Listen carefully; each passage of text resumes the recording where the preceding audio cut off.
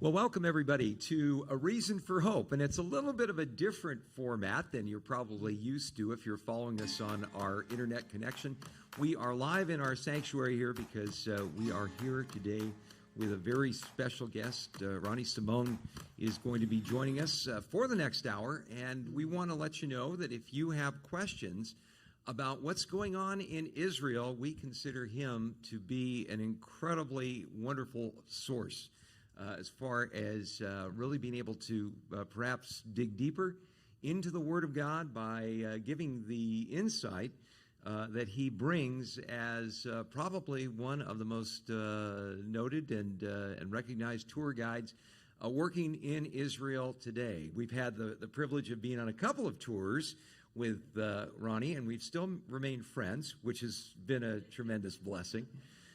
Many of you who are here in our live audience, we're kicking off an Israel Comes to You conference here at Calvary Christian Fellowship of Tucson over this weekend that Ronnie is going to be leading following our program here today.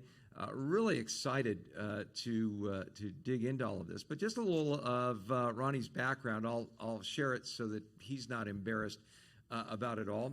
He has been in the tour guide industry in Israel for 30 years.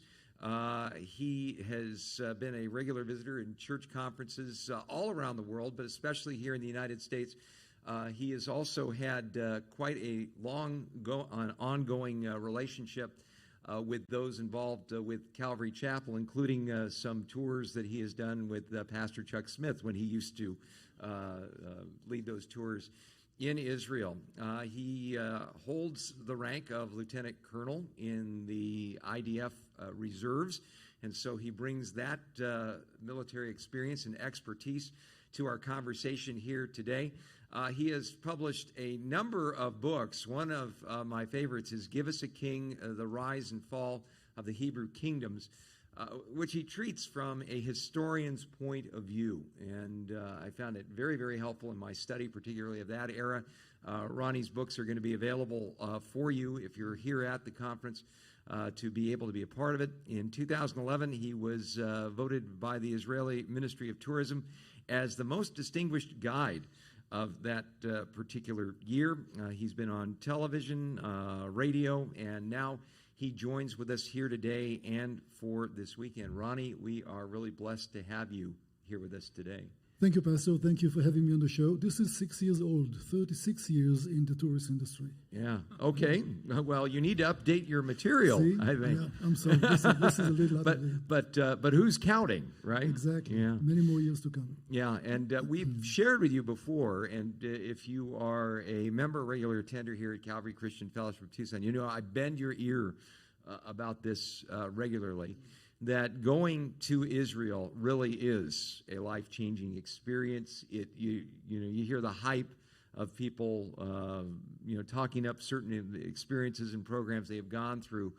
As a person that has a 3-year master's degree in biblical languages and theology, I would say that the two-week times that we have spent on tour with you, Ronnie, have probably taught me more about Israel, about the history, made my experience of being in God's Word so much more vivid than anything I ever experienced in my academic background. That's not to critique my academic background, but really, when you are on site there in Israel, it is a life-changing circumstance. And so because of the strictures that have risen through the COVID epidemic and other factors along these lines, we haven't been able to do tours in Israel. So we came up with an idea to provide you with the next best thing.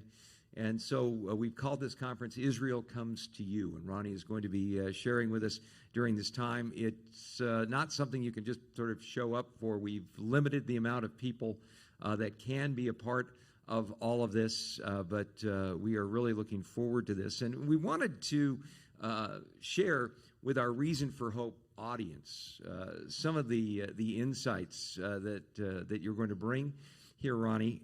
Ronnie, how did you get involved in the tour guide industry in the first place? I mean, it seems like a large leap from being a part of the IDF to leading tours of people like us. How did that happen for you? I can't really think about the single moment. I thought that's what I want to do. But I like teaching, and if teachers were better paid in Israel, that would be my choice number one, to teach history, obviously. I do believe the teachers really can make a difference. And since I like touring, it was almost natural that I'm going to combine the two together. That was in 1985. Started studying in 83, graduated 85. You need to go to 2 years in school in Israel to get this plastic license to be a guide. But most of us have academic education as well, because once you graduate, you understand that you're just beginning. It's almost like having a driver's license. You can't really drive having just a license. And you want to improve. And most of us have some academic education. You try to do the best you can to provide the best information to the people that you have the privilege of guiding. That was the beginning of it. Just two things that I like to do the most. And how many people can say that they really like their job? I mean, I really like my job. The problem is that we don't have anybody to guide for exactly a year and a half now. Yeah. 20th of March, 2019. It went from 100 to 0 within hours. Yeah. Totally dead. That's it. Yeah, and how has that affected you personally? I mean, has that been a real struggle for you, just suddenly going from having this thriving tour guide business to suddenly the borders are closed? Well, it was a struggle to my wife. She has to have me around the house 24 hours a day, and that's something that she has to get used to that. Well, obviously, number one, it's a source of income. That's how we make a living. So you need to find a way to carry on. The government is kind of generous in giving you some kind of unemployment, but nobody wants to be really unemployed. You want to do your job. And, well, in my case, because I'm talking to my colleagues, many of them are not in a good, even mental mood after all these long months. I know how to keep myself busy.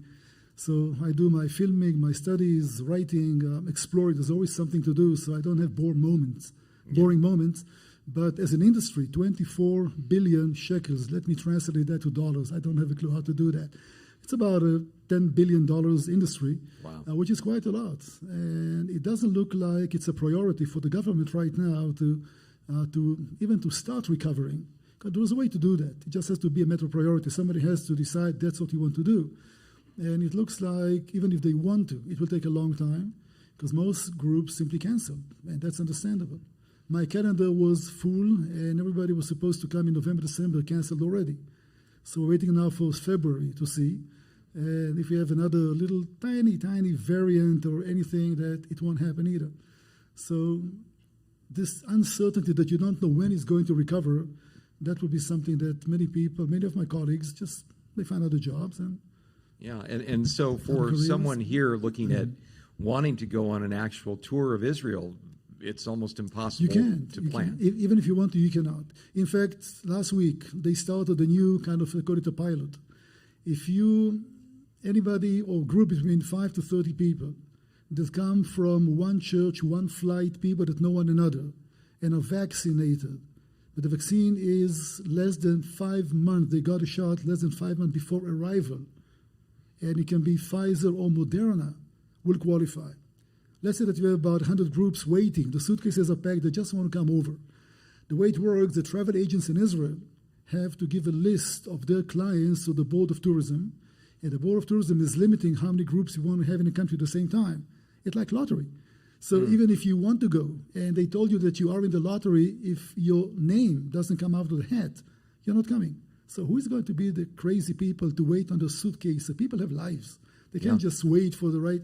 So, it's one thing to say, okay, you can come. It's another thing for people to get ready to come. So even when we'll say, COVID is over, we're going to go back to normal, it will take a few months to a year for the industry to recover. Yeah, and it doesn't seem like there's really any end in sight, does there? Well, that would be impossible to tell. Yeah. But right now, at least, I think that in Israel, we begin to understand, I think that in America as well, that there has to be a way to live somehow with COVID. I mean, if we are going to wait for it to disappear, that can take a long time. Yeah. And there are ways, and if you really want to, you can find ways to do that. But in Israel, our motto is, there must be a harder way, right? So we're always looking for the harder way. Because it shouldn't be that complicated to find some kind of a reasonable solution.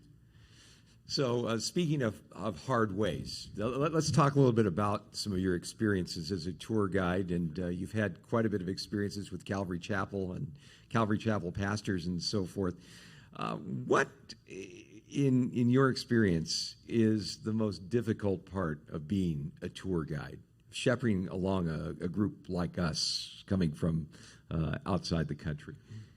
I don't recall any specific problems. When a group is coming with a church, people know one another, and there's a pastor who is responsible. You don't deal with social issues. These issues have to be dealt with in the group, and you're not involved in that. But sometimes you have groups which are not from the same church. People sign up for a tour, and then you're supposed to be the psychiatrist.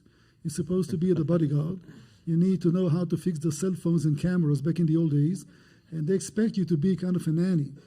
And, that's not part of my job definition, being a nanny. But when the Calvaries are coming as a church with a pastor, I don't think that we had any real challenges. It's things are going very smoothly. Everything goes well. It's a win-win. Everybody wants to be there. People come to have a good time, to study, to learn.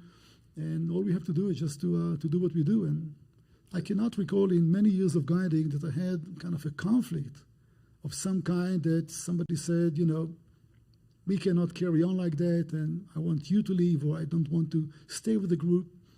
People are people. But there has to be moments that come up that are entirely unpredictable, and really, in a sense, keeping everybody calm and focused has to fall on your lap. I think of my experience I had at the Pool of Siloam, where I got beamed in the head by a rock thrown by a Palestinian youth. That was you, Pastor. That was me, yeah. Listen, we have incidents all the time. Things happen. But things happen because of the nature of this business. I mean, you're traveling, many people together. Do you ever lose anybody? Oh, yes, that happens quite often. But losing in a well-calculated way. I mean, in Jerusalem, for example, when people know that where the hotel is at, and people speak English in town, I'm telling them in advance, listen, we have a schedule. We need to be at a certain place at a certain time. If you're not there on time, we'll love you, but we'll leave you. And you do know where we are going, take a taxi, come and join us. Because if somebody is missing and I have to stop everything just to look for the one, and we don't make it for the next site, people pay to go, and people paid a lot of money to enjoy the full tour. So people know it in advance, but sometimes it happens. We all have cell phones. You have a problem, give me a call. I'll tell you where to meet us. I'll come and pick you up. The bed, just stay where you are. So it does happen, but again, no drama. Yeah. So outside of Jerusalem, we are waiting. Even if somebody is lost, we're not leaving. We don't want to teach a lesson. We just want to. So it's not a point. People need to understand that being on time is number one for the success of the tour. You have to be on time. Now, most people are not used to that. Most people are not used to be with the group all the time, to be on time. So some of them learn the hard way. Yeah, especially in Calvary Chapel circles. We don't do on time around here. I have no comments about that. But, Yeah. Yes, time is a very important commodity if you want a tour to succeed, because everything is timed on the minute, on the second sometimes, and you have to be there on time. Yeah. That's my job, time management. Yeah. It's not knowing stuff. Be there on time. That's it.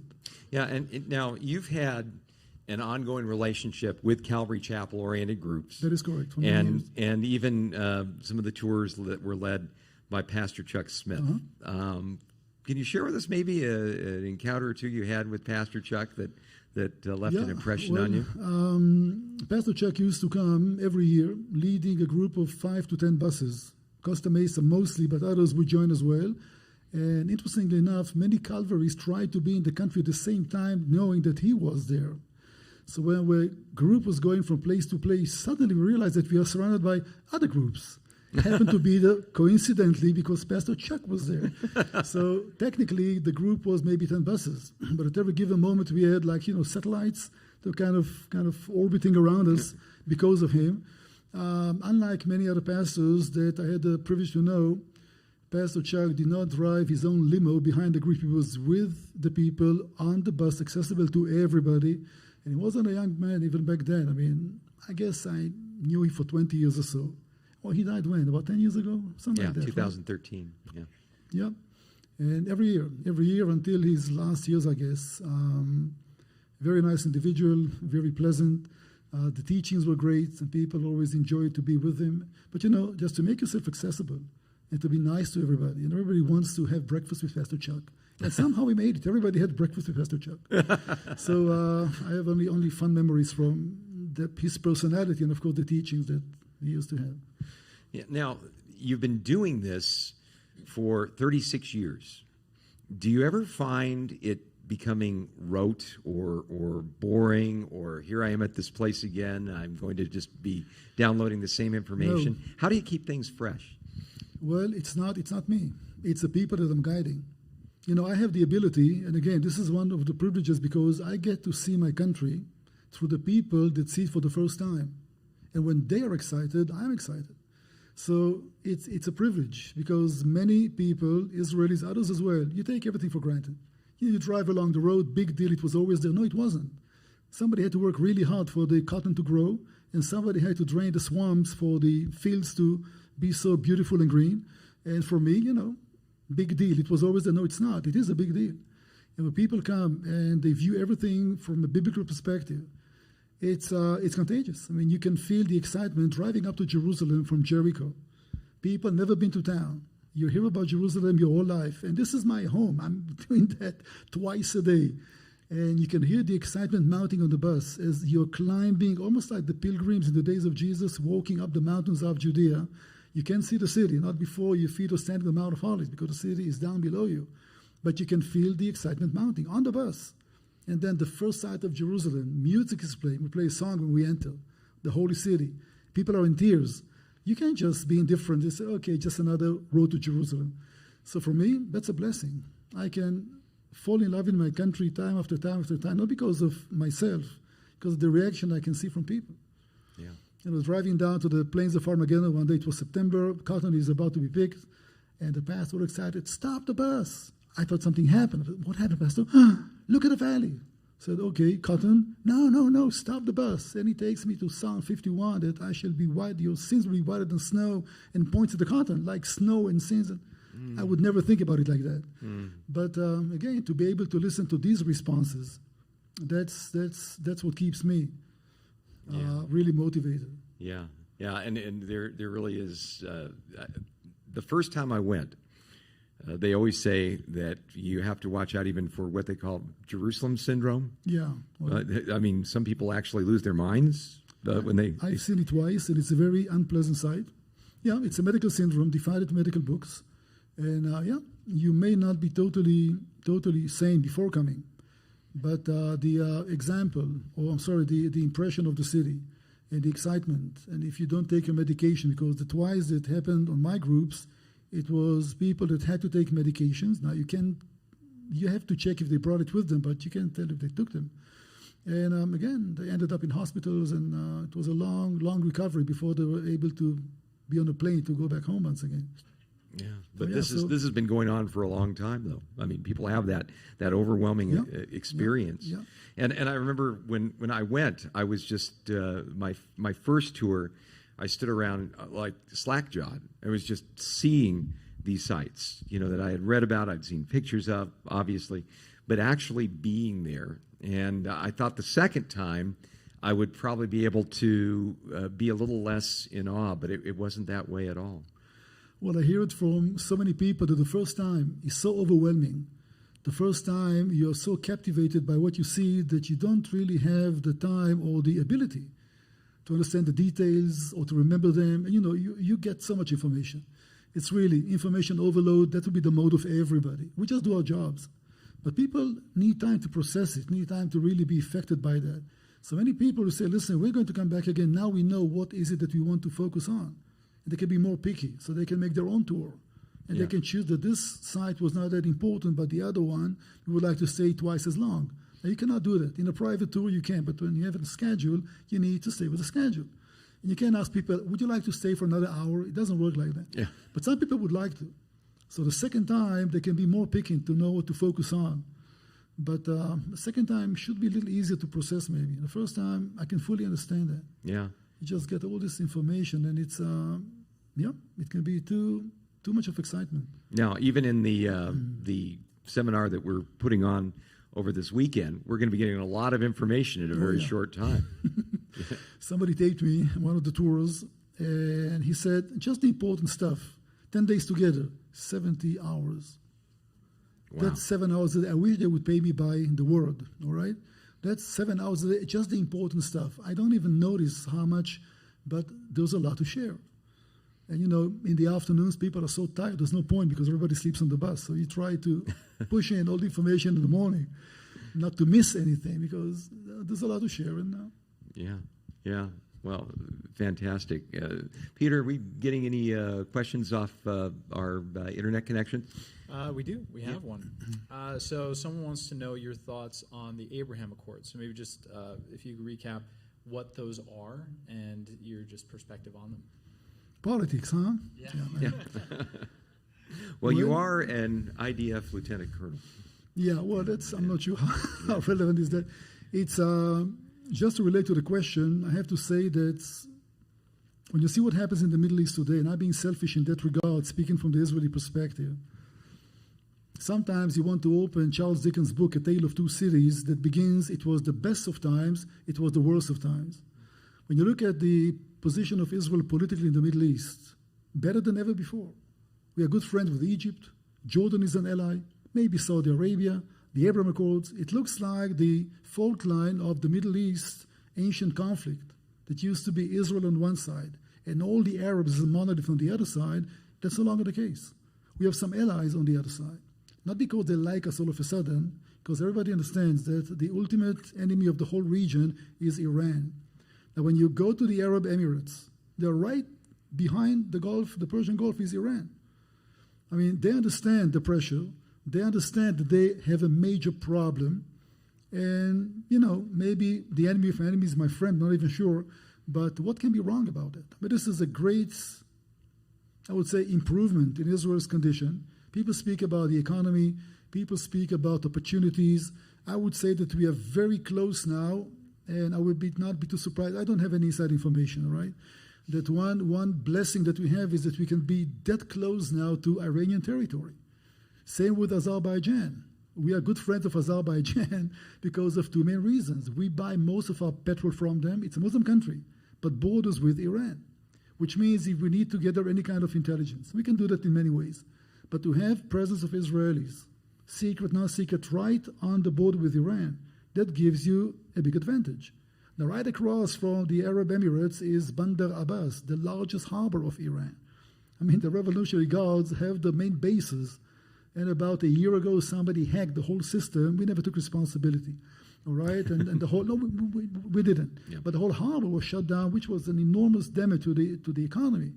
So it's another aspect, all right? Not just the finances behind that and the breakthrough and the fact that we can work together, regardless what are the reasons, but also to be able to have a presence, and there is a presence, almost no doubt, so close to Iranian territory, that would be a blessing for itself. So you can view that in different perspectives, but what can you say against it? What can be wrong with such an accords that we have with Arab countries? And again, things are changing. Now, if Iran was not that powerful and was not a threat, would that happen? Maybe, maybe not, hard to tell. But regardless, what's the reason? All right, to divide the Middle East once again, not in the classical way of Israel versus all the others, is going to change the whole dynamic in the area. Especially now when the U.S. is pulling out from the Middle East. Officially, that's a policy. All right, so to be left totally alone over there, that would be something that would take resources and kind of readiness that I'm not sure that we are ready. So now to face a new situation, having allies in the Middle East, it's a blessing for the state of Israel and a blessing for the Emirates as well. Yeah, and this sort of dovetails, I guess, into picking your brain a bit about someone that lives there, right in the middle of all of these conflicts. We get a lot of news reports, secondhand sort of things, and there's a lot of head scratching about Israeli politics and what is going on over there. I mean, for years, there was the relationship that not only the United States had, but even a very warm relationship that evangelical Christians had with a leader like Benjamin Netanyahu. Now Netanyahu is out.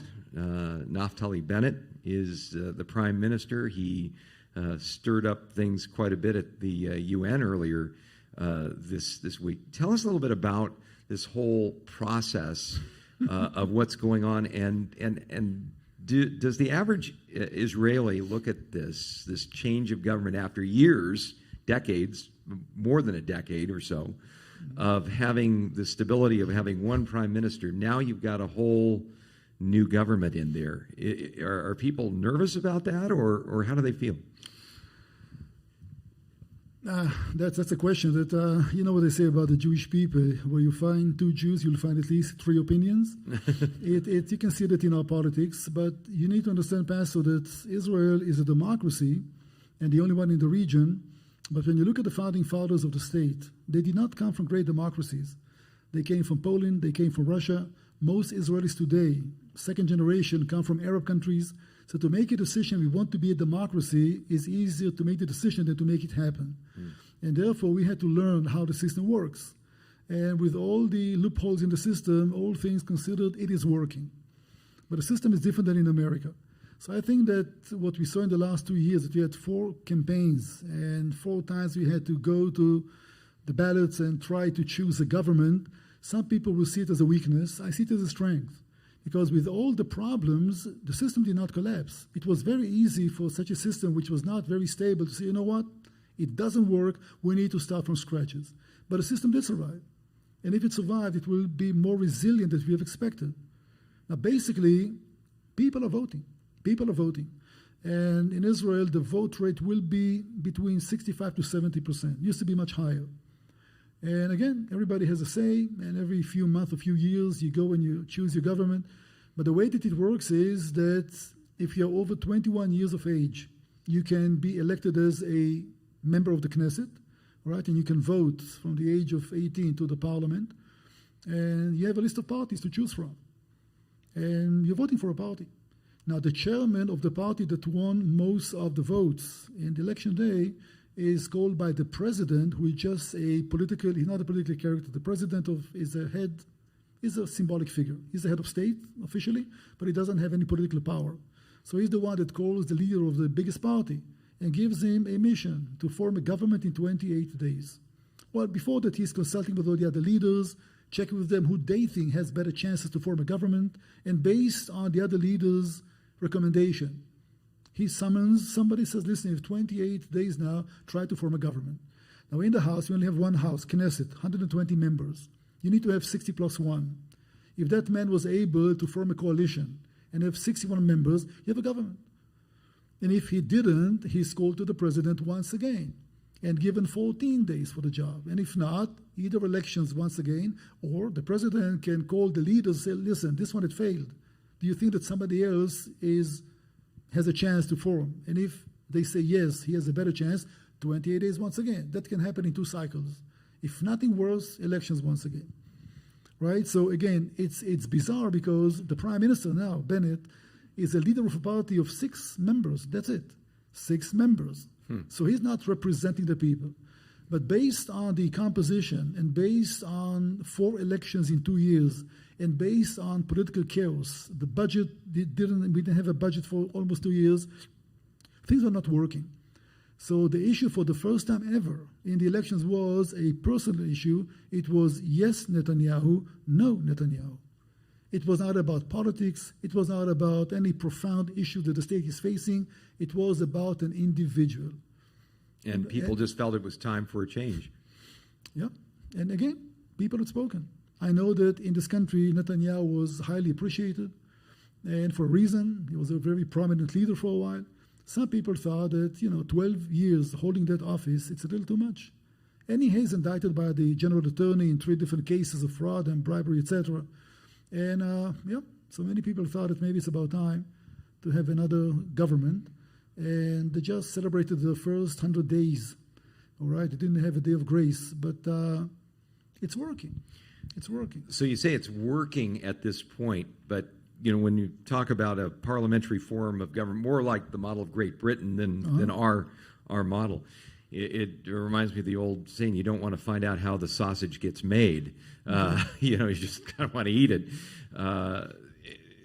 Part of this coalition that holds this government together, and the coalition has to stick together, or the government falls and you have to have elections all over again. Part of this coalition is a group from an Arab party that is basically pro-Hamas, if I understand it. No, I would not. I would be careful to say that. I mean, we do have, Israel has about 20% of Arabs, and they are citizens of the state. They are voting, they have parties, they have the right to do whatever. They're Israelis like anybody else in the country. Now, most people are confusing Arabs with Muslims, etc. An Arab is not a religion, and it's not a nationality, not an ethnicity. An Arab is a culture, civilization, a way of life. Most of the Arabs in Israel are Muslims. A minority are Christians. You can be a Christian Arab, all right? So many are. But we speak about Muslim Arabs. Most of them will call themselves, for the last few decades, Palestinians. Now you have a built-in problem in the system. In other words, I'm an Israeli. I want to be an Israeli to enjoy all the rights of an Israeli citizen, but I'm more sympathetic to the rights of the Palestinians. I think they should have a state, for example. So it doesn't make them anti-Israelis, although it looks like it does. It makes them supporting the Palestinian rights. If you don't listen, if you are a Palestinian, why don't you go to Gaza? Live in Gaza. Say, no, you missed the point. That will be their argument, all right? I'm an Israeli. I want to be an Israeli. I understand, all right, that this gives me lots of benefits. I don't want to change that. But I do want Israel to recognize the right of my people to have a state as well. These are the Palestinians. Now, it's complicated, and you can't really figure out to separate a sentiment from actions. So this party, which is in the government now for the first time ever, 4 members, and they will call themselves, well, it's not Hamas, it's the Muslim Brotherhood. And the Muslim Brotherhood is a movement founded in the early 30s, which takes a very militant Muslim approach. But they will say, listen, yes, we are Muslim Brotherhood maybe, but we're Israelis. And what we want to accomplish is to have more benefits for our people before anything else. So there is a conflict between, let's say that we are going to develop a new industrious area in an Arab town, for example. The government is going to invest a lot of money. So that's something that the Arabs will enjoy. At the same time, we are rocketed from Gaza, and in our retaliation, we're attacking Gaza. That would be a classic dilemma where these are going to stand. The way they put it, not me, they put it is that everything that Israel needs for its security, all right, if you're the aggressor, they would say it's something else. But if somebody is an aggressor against you, we'll understand. As long as we are getting more for our people. So if the two will be in conflict, pro-Palestinian, we're getting more for our people in Israel, getting more for the people in Israel will come first. So at least that's officially their position. It's going to be put to a test really soon to see where the loyalty is going to. The next rocket from Gaza, which can happen tomorrow, doesn't matter. It will put to a test, and they know it in Gaza. Hamas in Gaza tries to instigate, to create instability, and they know very well. If they fire rockets into Israel, we do just for fun sometimes, I kid you not, just for fun sometimes, because somebody doesn't like the grade his son got in school in the exam in English, so he's firing a rocket. So many militias, each one has weapons. No, Scott, I kid you not, all right? It can be because of a variety of reasons. If you have to retaliate, the government may collapse. And they know that, all right? So the local party, the Arab party in the Israeli government, we have to be very careful, because if they blew it, nobody will get them in a coalition ever in the future. Okay, so this is, I guess, the question I have for you in all of this. There's a lot of concern in our country about the division that is involved here, about people not, getting along, no longer coalescing together. As Americans, what does that have to say to national security and so on? With that kind of deep division around there, it could be easily exploited by, say, those who are operating against the interests of the United States. Mm-hmm. In a situation like Israel is in, it seems like it's that situation on steroids. With all the potential conflicts, say, for instance, a coalition that's made up of members of a pro-Muslim Brotherhood party having to somehow do business with an Orthodox party like Shas or something like that. How does that work? Shas is not in the government. Yeah. Shas is not in the government, so they don't have that conflict with Shas because Shas is really ultra-Orthodox. But you know what? Some of the Arabs are voting for Shas because Shas is representing the lower classes, people that really are suppressed by the system. So sometimes the Arabs and Shas will have that kind of a solidarity because both of them will see themselves as people that are not in favor. And getting picked on. Yeah, something like that. Yeah. So it's interesting that some of the Arabs used to vote for Shas. Yeah. But when you're in that situation, is that something that, say, the enemies of Israel, like Iran, look at and say that's something we can exploit? This government seems to be held together with chewing gum and baling wire. Wasn't the strong coalitions we've seen in the past? I think that most of the Middle East begins to understand how much of a threat is Iran. Because Iran is a Shiite Muslim country, not a Sunni Muslim country. They're not Arabs, they're Farsis. Which means the biggest threat today to the Arab world, to Sunni Islam, is Iran. So to have the leadership of the Muslim world in the hands of a Shiite party, they only make 15% of the Muslims are Shiites. And they are the ones that will have the bomb, and they will have the bomb. It's too late to stop Iran. Regardless of what your president says, my prime minister says, Iran will have the weapon, all right? The question is, are they going to use any of it, and what is it that we call a weapon? Because a weapon basically, it's not semantics. You say, listen, you can have the nuclear warhead in a cave someplace, and then you need to have a ballistic missile. Is it a weapon? Or only when the warhead is on the rocket, ready to be launched, is a weapon? When you consider that to be a weapon. And that uncertainty gives a lot of flexibility. All right, the people say, you know what? We said that Iran will never have the weapon. You see, they don't have the weapon. Yes, they do have the warhead in one place. All they have to do is drive it from place to place, put it on the rocket. Now it's a weapon. But if it's not over there, it's not a weapon. So how do we define nuclear weapons? And how do we draw the line to say Iran just overstepped the line that we will not tolerate? And that would be indeed a red line. But that is something that Naftali Bennett said at the UN earlier this week, that Iran has stepped over that line. And made a very interesting statement about saying, if Israel has to go it alone, we will. I mean, does Israel feel, especially in light of what has gone on in Afghanistan, the disaster that happened there, the get out at any cost policy that the United States has adopted to the Middle East, and it seems like the same thing is going to be happening in Iraq. Does Israel see the United States still as having its back, or do they really feel like they're going to have to go it alone? I can't really speak about it on behalf of Israel, but all I can do is to listen to the proclamations made by President Biden. And he said loud and clear that Iran will not have nuclear weapons. What does it mean? When we say that, we have, I guess, different criteria. But to say that we are going to operate alone, I guess we can. The problem is that we need to find the exact places, and the Iranian nuclear project is divided to 14, 15 different locations. If we know the 2 or 3 locations that we do much damage, it will not destroy them. When we attacked the nuclear reactor in Iraq in June 1980, everything was located in one place. You take the place, you take the plan, all right, and it was out. Iran learned, so they are dividing that to different locations. So to take all 15 out in one airstrike, that would be impossible. Question is retaliation. That would be something that we have to consider. And therefore, the mindset is a little bit shifting now, not from who has the weapon, but who is protected from the weapon. When Israel developed over the years, lots of American money, but local technology, a whole system of anti-ballistic missiles, whatever, rocket system called the Arrow. And the Arrow is fully operational.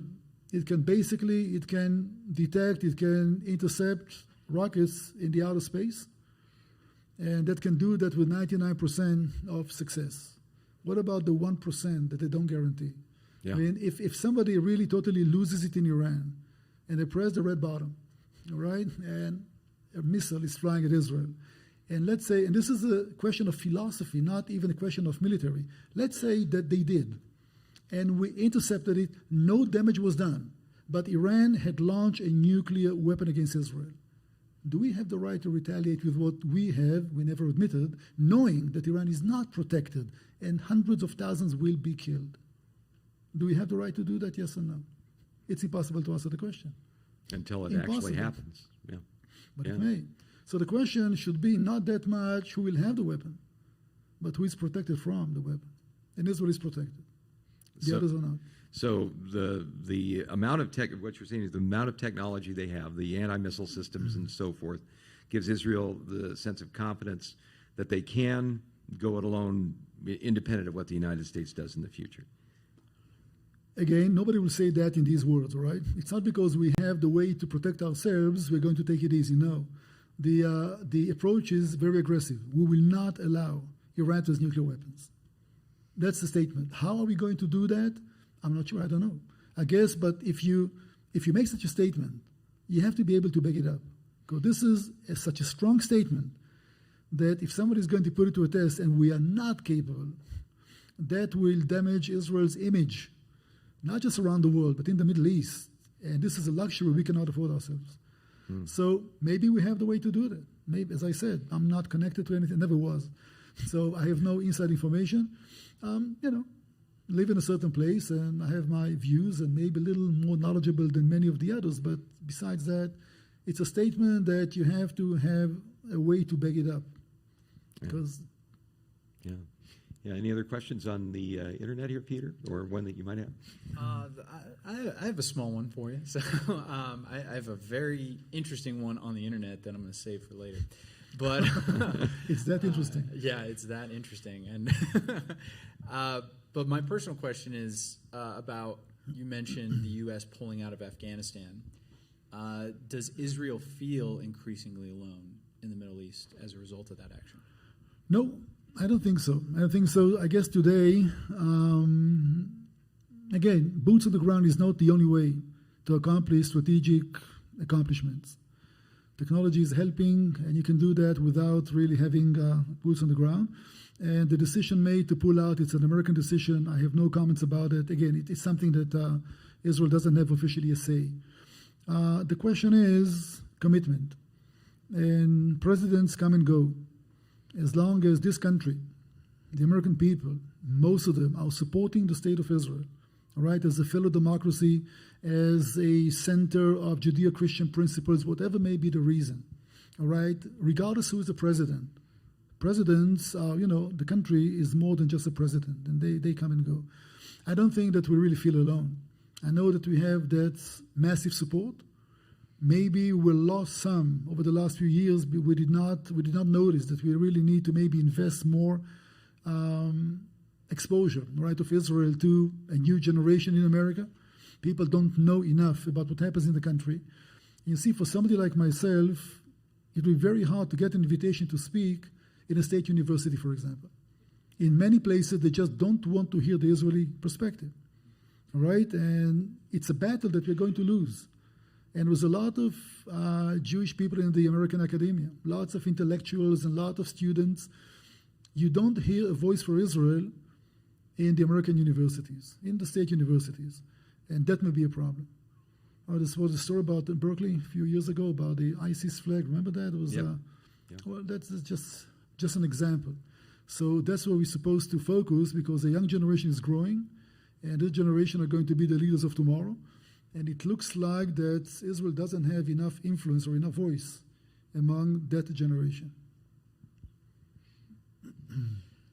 Does this bother anyone in Israel, or do they feel just more like the idea that the newer generation doesn't want Israel to have a voice in how we understand Middle Eastern most politics? people just live their lives and they don't really bother about it. Simply just they don't really know. I mean, people are not really aware to that, and you see something in the media every now and then, and somebody will make a little feature about that, about what happens in that university, but it doesn't look like a strategic problem, but it may be. It may be. Unless we deal with it in 20, 25 years, demographics are changing, views are changing. So this is something, if I have to point at some of the biggest challenges that Israel is facing, it's not just weapons, not just warfare, etc. It's also having better press, for example, and we don't have good press. The combination of media plus universities is devastating. There was like a can you say unholy alliance? Am I the unholy No, treaty? I think that's probably accurate. Am I using the right? But there is some kind of a linkage between the two that creates a tone. And this tone may be inaccurate, doesn't matter. That's what you hear, that's what you see. So you think about people in the American universities plus the media, and many of them are not maybe anti-Israeli, but many of them in America are not as supportive as they used to be. I have no expectations from Europe, never did, all right? but in the US, and I was positive, after the world had witnessed the Arab Spring, quote unquote, how Muslims are butchering Muslims, all right? It wasn't even a world problem. It will change some of the approach to understand what we are facing vis-a-vis the Muslim world. And it will give people more appreciation to what Israel does. Nothing. Governments did change their approach, but it doesn't trickle down to the level of the people. If we got, it's exactly the opposite. Israel is more oppressive, more aggressive. Don't you see what's going on? How exactly we are connected to 1 million Syrians butchered by the Syrian regime and the Russian Air Force? If that doesn't teach the world a lesson to understand what is it that we are facing, what will? Yeah, from my perspective, when I look at it, it kind of makes me feel like I'm going a little crazy sometimes. I don't know if you feel the same way. But, just to spell it out why I feel that way, we have Israel, where we spent 20 years trying to transplant a democracy into the Middle East when Israel is already a thriving one. So it's like no one batted an eye or thought it was strange that we spent billions upon billions of dollars trying to get a pro-American democracy into the Middle East and totally ignored the fact that Israel already is one. And then beyond that, all of our principles and morality come from a Judeo-Christian background. And yet, there is so much support and compassion for the Palestinian state, and there doesn't really seem to be that same amount of compassion towards the Israeli state. Does that confuse you or make you look at that very strangely? It looks strange because of one main reason. If I had approached people that know nothing about the situation, they just came from outer space, they know nothing about what happens in this world, but we do share some principles. And I will make a little chart, all right, and ask people about, even ask people here, are you for human rights as we understand them? The answer will be yes, I'm positive. Are you for freedom of speech? The answer will be yes. Well, we need to define everything, all right? Are you for, ending child abuse, etc.? The answer will be yes. And then you arrange it in two columns. And you come to realize that these are the things that Israel is advocating and supporting, and none of these are supported by the Palestinians. Right. Now, if you consider yourself a liberal, advanced, conservative, Democrat, Republican, I don't really care, that supports all these principles, and you still take the Arab side, you're either a hypocrite or an anti-Semite. These are the only two choices, and people don't like that observation. It's impossible that America is living for principles that Israel is implementing, and yet you're taking the side that works against those principles. That doesn't make any sense to me. And a kind of a related question. I don't know if this is the one that you were saying, whoa, when you saw it online, but this is on our Facebook site. It says, how do you respond to Israel practicing apartheid? Well, that seems to be the rhetorical grenade that gets tossed. Well, it's a Jewish state. The Palestinians are oppressed. They have no rights. It is just like what happened in South Africa. How can you support Israel if you were also in favor of, say, what Nelson Mandela did in South Africa? Listen, Kamala Harris was in a school day before yesterday, and the student asked her, how come America is supporting Israel that commits a genocide against them? I can give you a list of data, all right? For example, the life expectancy of a Palestinian in the territories in 1967 was 48 years. Today, 75, under the brutal Israeli dictatorship, all right, quote unquote. All right? Yeah. Children mortality, the lowest in the Arab world, is among the poor, oppressed Palestinians. What do you mean apartheid? Define apartheid. Do we ride on different buses? Do we wait in different lines? This is ignorance. People don't have a clue what they're talking about. They are brainwashed. Some of you have been to Israel. Can you tell who's a Jew, who's an Arab? We work together. We live together. How can you use the term apartheid without really understanding what this is all about? Do we like one another? Maybe we don't. So what? There was no official policy of apartheid against the Israeli Arabs. Now, the problem is the confusion, Arabs and Palestinians. That's not the same. If you want me to treat the Palestinians equally, they have to be part of my country. Do you want me to annex Judea and Samaria, the Palestinian territory, to my country, to treat them equally? Ooh, you cannot really annex them because... So people speak out of ignorance. Apartheid is that one society has an institutionalized system which is basically discriminating another group of people. That's not the case in Israel. So yes, but you have those checkpoints. Yes, that's vis-a-vis the Palestinians. If you want to come and work in Israel, I have the right to check your bag. Because in your lunchbox, you carry the bomb. All right? And one of my cousins was killed in the kindergarten. I have the right to stop you, to check your lunchbox. If it's really food, come and work. I don't have to let you in. But I know that you're in need because your authorities, your government, it doesn't care about you. Don't I have the right to see who's coming into my territory? After losing more than 1,000 Israelis to suicide bombers, etc. People throw these terms apartheid. Can you please explain to me, how do you see apartheid in Israel? Give me an example. Members in the parliament. You know what? We have what the equivalent of the American Idols. For the last 3-4 seasons, who do you think won? Arabs, Israeli Arabs.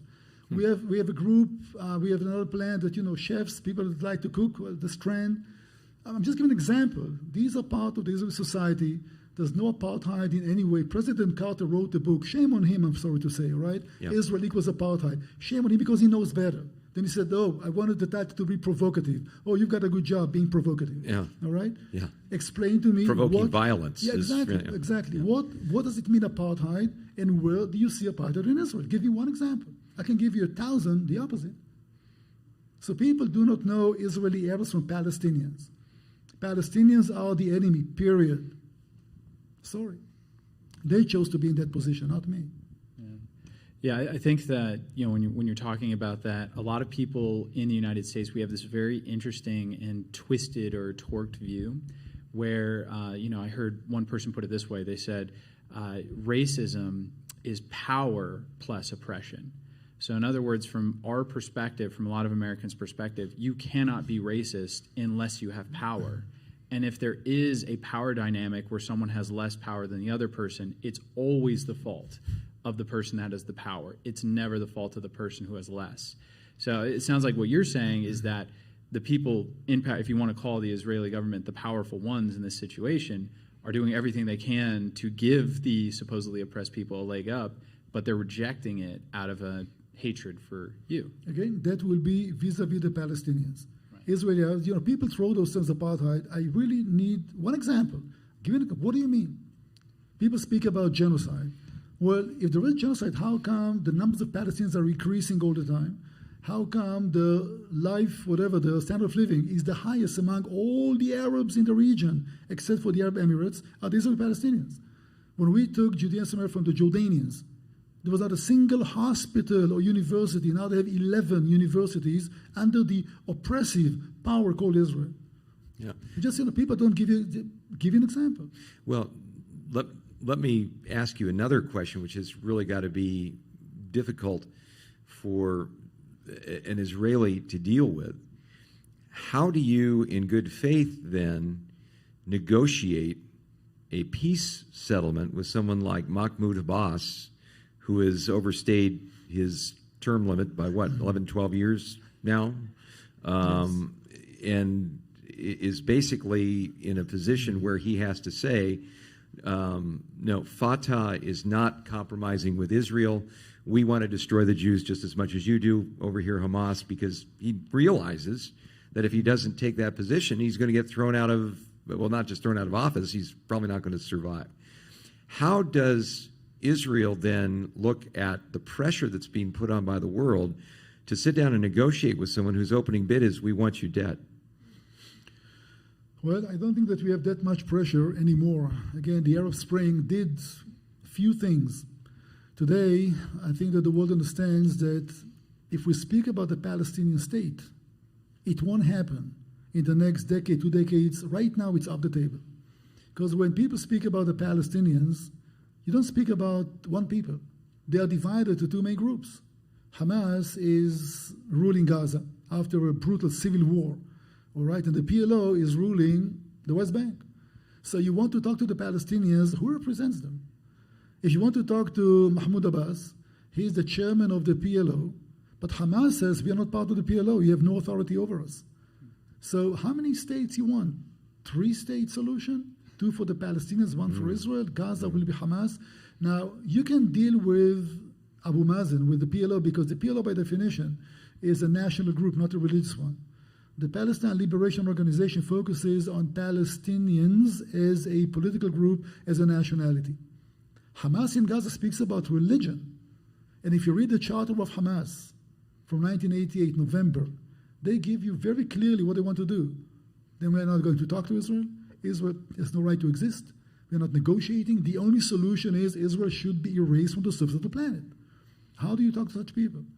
So who represents the Palestinians? They were supposed to have elections in the West Bank too.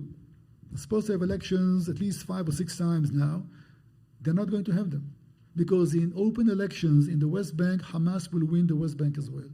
And if Hamas wins, that's a new ballgame. Israel will not tolerate Hamas in the West Bank and in the Gaza. It will not happen. So just as a hypothetical, they have elections, Hamas gets voted in, they control the West Bank. What does Israel do then? We'll have to move in. We'll have to go inside to make sure that Hamas doesn't have control over the West Bank.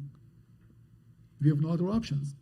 For that reason, again, not everything is official, but Israel and the Palestinian authorities are working very closely together, especially security. Mahmoud Abbas said that he's not going to take the path of violence anymore. But right now, it's not realistic to speak about any negotiation because nobody represents the Palestinians. You can cut a deal with Abbas. He doesn't include Hamas.